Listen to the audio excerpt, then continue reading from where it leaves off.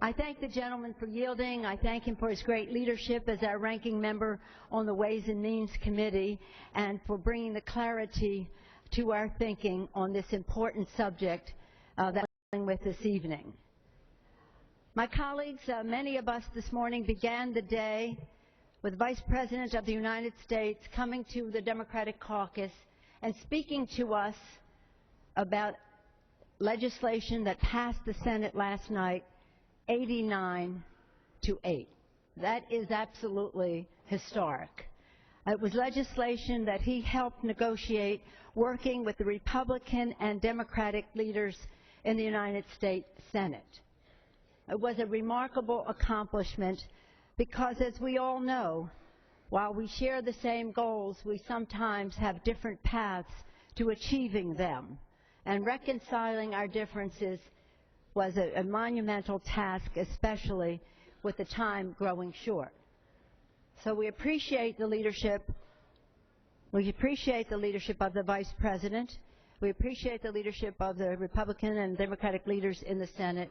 And we thank Speaker Boehner for bringing this legislation to the floor. Hopefully, we can duplicate the strong bipartisan vote that the legislation received in the United States Senate. And why is that important? It's important because the American people told us in the election they wanted us to work together.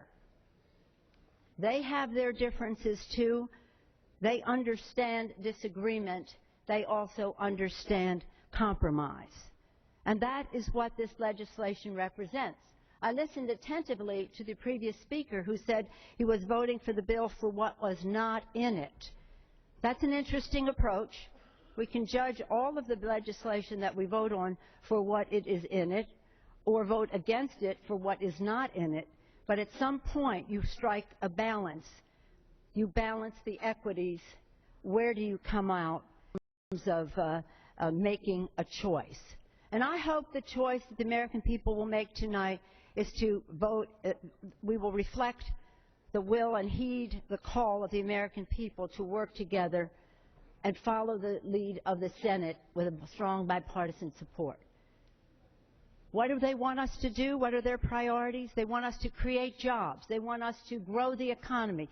They want us to invest in education. They want us to reduce the deficit. They want us to strengthen the middle class. And that is what this legislation does. It does so in a way that is not complete, but is an important first step. We talked much about what would happen, all the gloom and doom of what would happen if we went over the cliff. Well, let's talk instead about what happens if we don't go over the cliff. And I believe that we will not, seeing the vote on the rule this evening. I believe that we will heed the American people, come together with a strong vote. We will increase, by voting for this legislation and passing it in a strong bipartisan way, we'll increase the confidence of consumers, of the markets, of businesses, of employers to hire more. We will extend unemployment insurance to people who have lost their jobs through no fault of their own. This is very, very important, not only to those individuals, but to our economy, because this is money that is spent immediately, injecting demand into the economy, creating jobs. We'll extend permanent tax relief for the middle class. For more than 98% of American taxpayers, more than 97% of America's small businesses.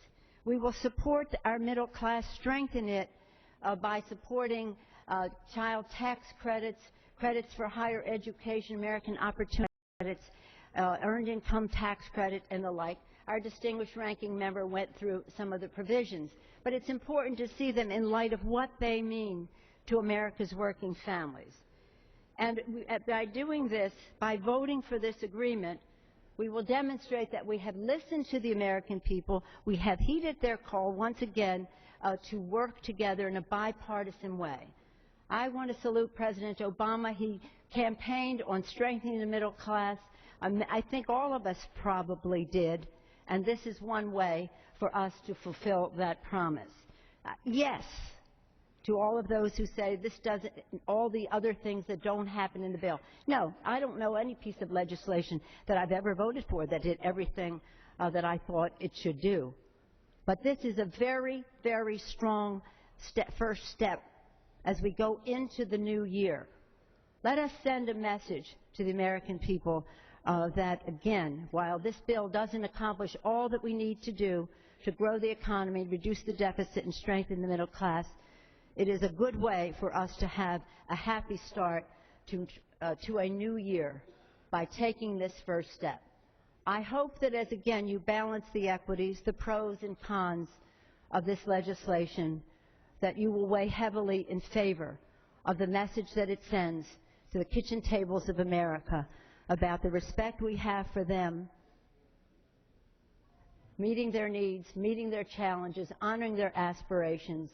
This great middle class is the backbone of our democracy.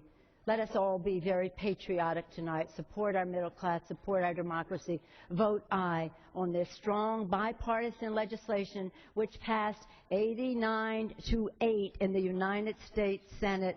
Let's step up to the plate to do that in the House of Representatives. I urge my colleagues to vote aye and yield back the balance of my time. Gentlelady yields back her time.